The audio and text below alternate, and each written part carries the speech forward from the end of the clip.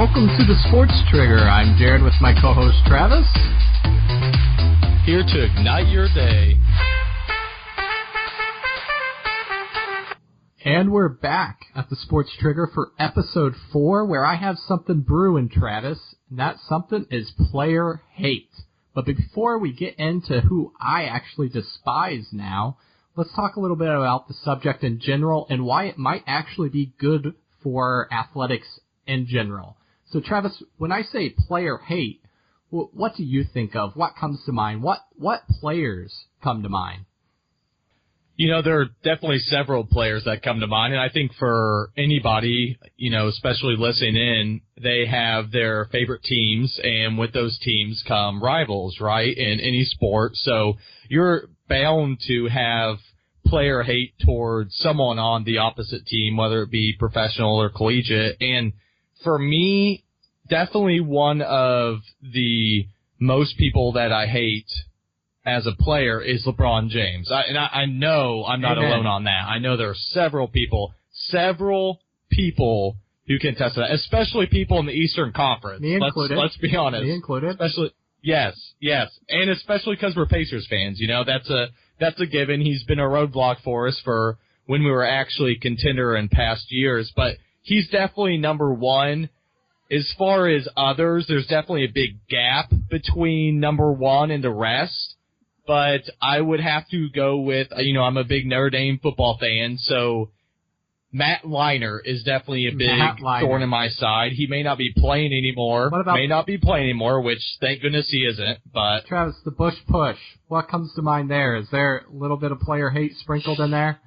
Am I rubbing it in? Oh man, you had to bring up the Bush push. You know that's a no-no. But yes, that's definitely one of the biggest moments that I will always remember, especially being a Notre Dame football fan. And Matt Leinart, Reggie Bush, Dwayne Jarrett, Pete Carroll. Don't get me started. But now with recent news for our beloved Pacers, Paul George makes that top 3. There is no doubt about that. No doubt at all. He has to be 1A, and to be honest, the more and more I've been thinking about this, I want to put him up there in a tie with LeBron, because just like yourself, I absolutely despise LeBron on the court, you know, it just based on him beating the Pacers just about every year in the playoffs, and it's just been absolutely frustrating. I don't like seeing LeBron succeed. I don't like seeing him, you know, taunt fans. I don't like him seeing do well in a basketball game at all whatsoever. And now with what Paul George has done, he not only just leaving the Indiana Pacers, but leaving them high and dry. And to be honest, there's another subject that I want to get onto at some other point, and just based on the way Paul George conducted everything. But he essentially left the Pacers just searching for the best deal possible, and a lot of teams just sitting there saying, well, look, we're not going to offer you what we normally would because we know he's leaving you next year. And on top of that, he's most likely and still proclaiming his want to go play for the Lakers. I just absolutely despise it. You know, he's been all talk about trying to be a championship contender. He's going to the Oklahoma City Thunder now. They're not going to be contenders next year. Let's be honest. If Westbrook couldn't win with Durant, there's no way in hell that Paul George is going to help them win at all either. And then if he wants to make his move over to the Lakers, well, guess what? The Lakers haven't been relevant in the last 5 years or so. So really, at least, is he really going for a championship, or is he just trying to get back towards home? Which, at that point, if he was just trying to get back home, props to him. I'm fine with that, but that's not the way he's been holding himself out to. So just thinking about player hate, though, Travis, I'm thinking, you know, it's such a big revenue driver for the sport. I mean, look at it.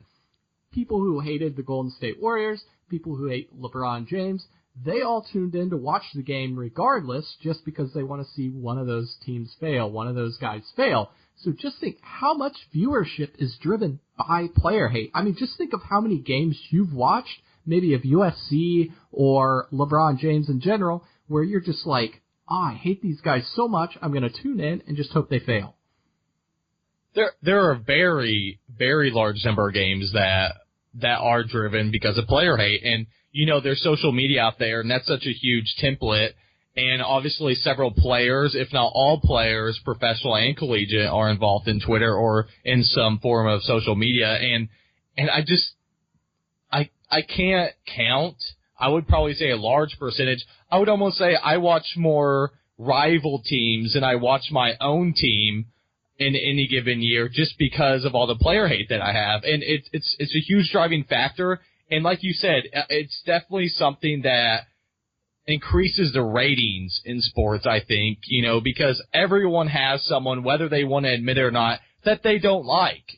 And you may not say you technically hate them, but it's just someone that ekes you, someone that thorn in your side. Tom Brady for Colts fans, LeBron James for us in the Pacers, LeBron James for anyone in the Eastern Conference. Then you think of several other sports. You could list things off, Derek Jeter when he's with the Yankees, Miggy when he was with Red Sox, Ortiz when he was with the Red Sox.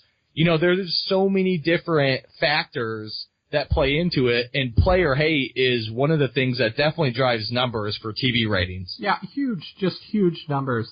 So we want to draw the distinct line here when we say player hate's good for athletics, definitely not crossing the line like graffiti on homes or hatred towards family or anything along those lines.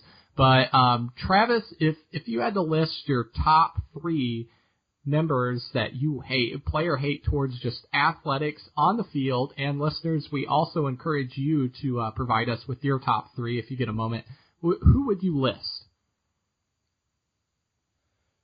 So easily number 1 is LeBron James. I think that goes without saying. That's already been stated in this conversation. Number 2 would have to be Paul George now. Paul George is right there.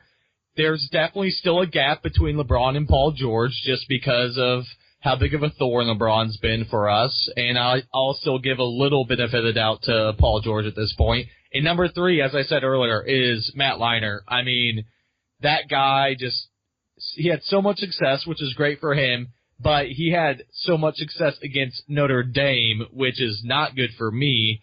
And that was brutal watching year in and year out. And to be truthfully honest, I'm more than happy that he's not in the NFL right now and he had such a poor career.